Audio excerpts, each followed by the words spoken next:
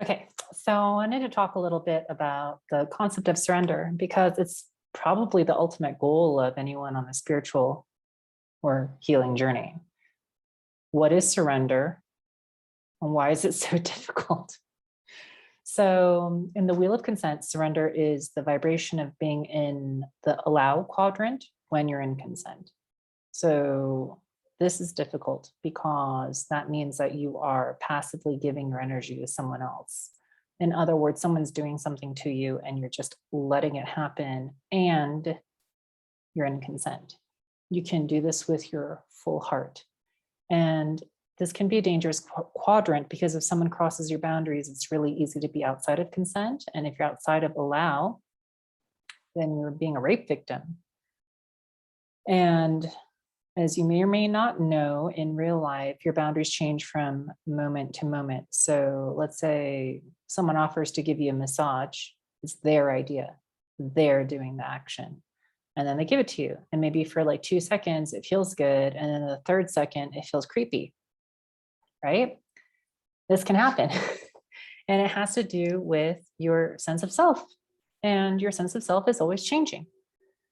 So, in order to be in surrender, it's really important that your boundaries are really, really wide. You can't do this artificially. You can't just like mentally change your boundaries. It has to do with this result of the self work you've done on yourself. Because if you're starting on your healing journey, if you're starting on your boundaries journey, your boundaries will be really, really, really, really tight, meaning almost everything is outside of consent. And that's okay. That is the result of your not being healed yet. So sometimes someone can smile at you on the street. It's their idea. They're doing the action. So you're in allow. If someone smiles at you, you're in allow. This can trigger people. This can trigger you if you've been molested. This can trigger you if you have extremely low self-esteem and you feel as if someone must want something from you if they're smiling at you. If you have very low self-esteem and you don't want to be seen, someone smiling at you means that they're seeing you. And on top of that, they're coming at you with a high vibration of smiling. That may not be a vibration you're capable of. And that inability to respond with a smile in kind can trigger a shame attack. So even someone smiling at you on the street can be outside of consent and you can feel like a victim. So this is what I mean by if you're starting on your healing journey, your boundaries can be really, really tight or really, really small, in which case almost everything, almost all interactions are outside of consent. You have to work on yourself a lot, probably take years in order to widen your boundaries in a natural fashion where you're not artificially just saying, oh, it's okay when it's not really okay. When your body is naturally relaxed and it's actually okay. People can sometimes fool themselves and think that they can just change their mind about something. No, your body feels a certain way about it. You can't just change your mind and change your boundaries with your mind. That's not possible because boundaries live in the body and your body cannot be talked to with words. Your body can't be convinced. You know, if you're at the top of a 30-foot jump and you're supposed to like, jump off a building or jump into the water, your body's going to be afraid or not afraid. But you can't talk to your body. You can talk to your mind, but you can't talk to your body. So being in surrender means that you've worked on yourself a lot and your boundaries are really, really wide, in which case your body is naturally relaxed a lot when maybe before it used to not be relaxed. So to be in surrender, you're not just letting anyone do anything they want to you. You're letting the universe do whatever it wants to you, because you trust the universe and you trust that the universe has your highest vibrational outcome in mind. So if you don't trust the universe, then you might not let the universe make decisions for you and you start to make decisions for yourself. This is part of the path. If you have really tight boundaries like this and someone smiling at you on the street triggers you, you will probably be in your mind a lot and make a lot of decisions for yourself, trying to be in control.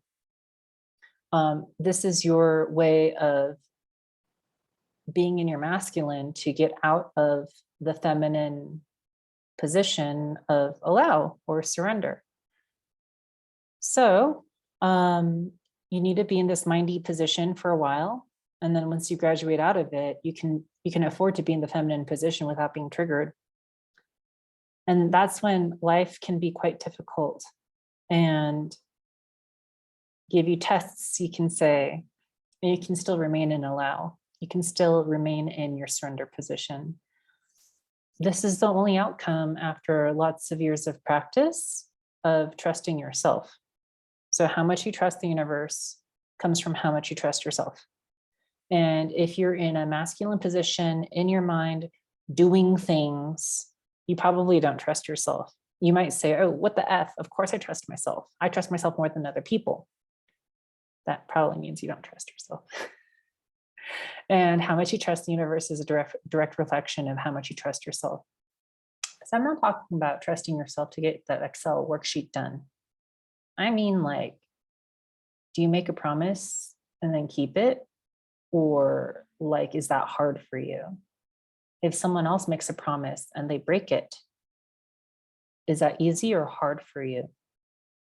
How well can you handle your current experience? Are you addicted to anything? Are you checking out?